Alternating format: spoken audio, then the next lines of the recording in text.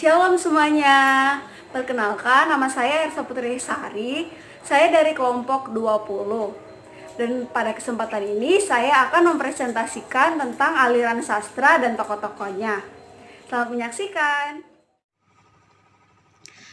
Dan sekarang kita akan memasuki pengertian dari aliran sastra. Aliran sastra merupakan upaya menggambarkan prinsip hidup yang dianut pengarang dan menghasilkan karya sastra yang berhubungan erat dengan sikap dan jiwa pengarang. Nah, di sini kita dapat memasukkan seorang sastrawan ke dalam aliran tertentu berdasarkan dua karya mereka. Nah, dengan demikian, seorang pengarang bisa dimasukkan ke dalam beberapa aliran karena kita tahu corak karya dari pengarang itu bermacam-macam. Nah, aliran sastra ini ada dua. Yang pertama itu ada ekspresionisme dan impresionisme. Pertama-tama kita akan membahas dari impresionisme dulu.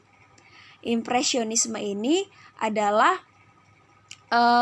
menyajikan kesan-kesan atau impression dari pengarangnya. Yang pertama ada realisme. Nah, aliran ini adalah aliran yang mengemukakan kenyataan atau bersifat objektif karena pengarang melukiskan dunia kenyataan. Nah, atau dalam kata lain, aliran ini menampilkan suasana atau keadaan yang sesuai dengan realitas, begitu. Nah, dan sebagian karya angkatan 45 beraliran realisme. Kenapa? Karena banyak karya sastra yang melukiskan keadaan penjajahan pada saat itu. Contohnya ada Chairil Anwar. Selanjutnya kita memasuki aliran naturalisme. Nah, aliran ini aliran yang melukiskan gambaran dengan apa adanya dan dijiwai dengan hal-hal yang kurang baik. Nah, dengan kata lain, aliran ini mementingkan pengungkapan secara terus terang. Nah, biasanya aliran ini mengungkapkan sebuah peristiwa itu dengan bahasa yang bebas dan tajam. Dan salah satu tokoh dari aliran naturalisme ini adalah N.H. Dini.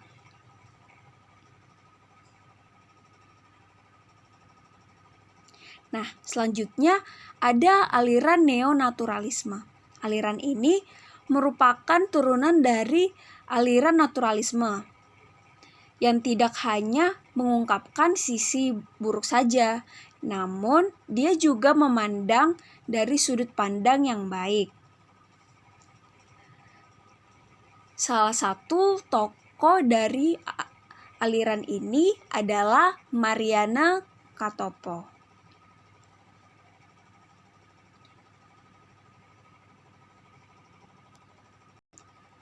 Selanjutnya ada aliran determinisme.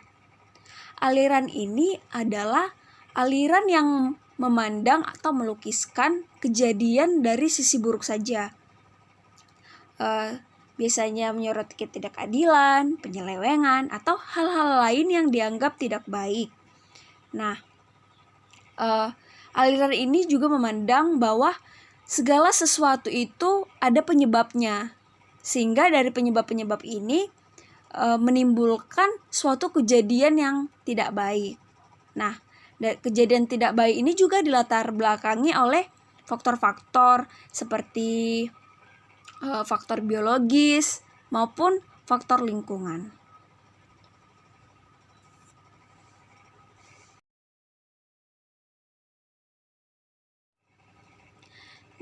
Tokoh dari aliran determinisme ini contohnya adalah W.S. Rendra. Nah, selanjutnya kita akan membahas aliran sastra yang kedua, yaitu ekspresionisme. Nah, ekspresionisme ini adalah aliran yang mengekspresikan pandangan dari pengarang atau emosi pengarang secara kuat.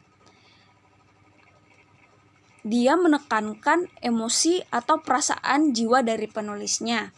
Nah, ekspresionisme ini terbagi menjadi 7 bagian. Nah, yang pertama ada idealisme. Idealisme ini aliran sastra yang mana pengarang-pengarangnya itu memiliki perasaan yang penuh dan dia memiliki cita-cita. Nah, ketika mereka berpendapat dan dituangkan ke dalam sastra, dan sastra ini juga mempunyai peran untuk suatu perubahan ke arah yang positif. Nah, contohnya itu R.A. Kartini yang bukunya habis gelap terbitlah terang. Nah, yang kedua ada aliran romantisme. Aliran romantisme ini aliran yang mengutamakan perasaan yang diwarnai hasrat terhadap alam yang luas, tempat yang masih suci dan bersih. Nah, dengan kata lain, romantisme atau romantik ini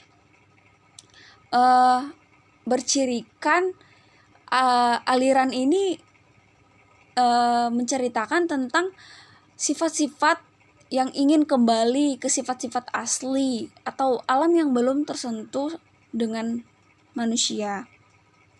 Contohnya itu ada tokohnya itu Sultan Takdir Ali Syahbana dengan karyanya Layar Terkembang. Nah, selanjutnya ada aliran simbolisme. Aliran ini melukiskan sesuatu dengan terselubung. Nah, artinya aliran ini menggunakan simbol-simbol atau sesuatu yang bermakna lain gitu. Aliran ini mencoba mengungkapkan ide-ide atau emosi lebih dari sugesti daripada ekspresi secara langsung begitu. Nah, contohnya itu Musyawarah Burung karya Farudin Attar. Nah, contoh lainnya itu ada Dengan Keluhan Pohon Mangga karya Maria Amin.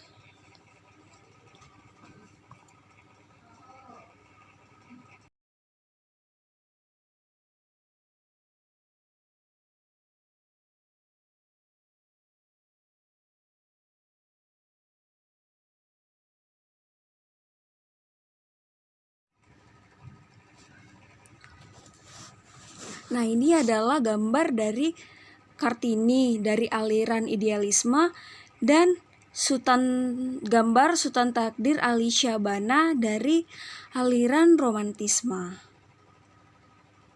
Selanjutnya kita masuki aliran mistisme. Aliran mistisme merupakan aliran yang melukiskan pengalaman mencari nafas ketuhanan dan keabadian. Nah, contohnya ada J.E. Tetengkeng dengan karyanya Rindu Dendam. Ada lagi contohnya Abdul Khair dan yang lainnya.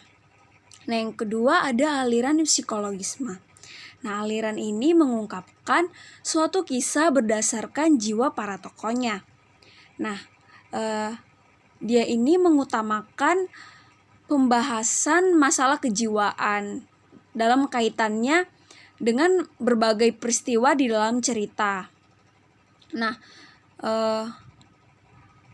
tokoh yang termasuk dalam aliran ini ada Armijin Pane dengan karyanya Belenggu. Contoh lain ada N. Hadini, ada La Rose, Titi Said, dan yang lainnya. Nah,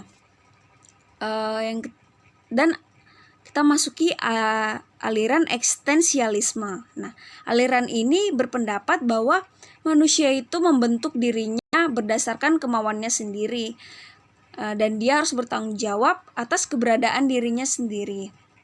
Nah, contohnya ada logosentrisme serentak representasi kenyataan karya dari pengarang W.S. Rendra. Selanjutnya ada aliran surrealisme. Nah, aliran ini aliran yang melukiskan sesuatu itu berlebihan dan terkadang sulit diikuti dan dipahami oleh pembaca. Atau dengan kata lain, aliran ini banyak memikirkan kehidupan dan pembicaraan alam bawah sadar atau mimpi, sehingga sulit diikuti dan dipahami oleh pembaca. Nah, contohnya ada karya dari Iwan Simatupang, yaitu Lebih Hitam dari Hitam.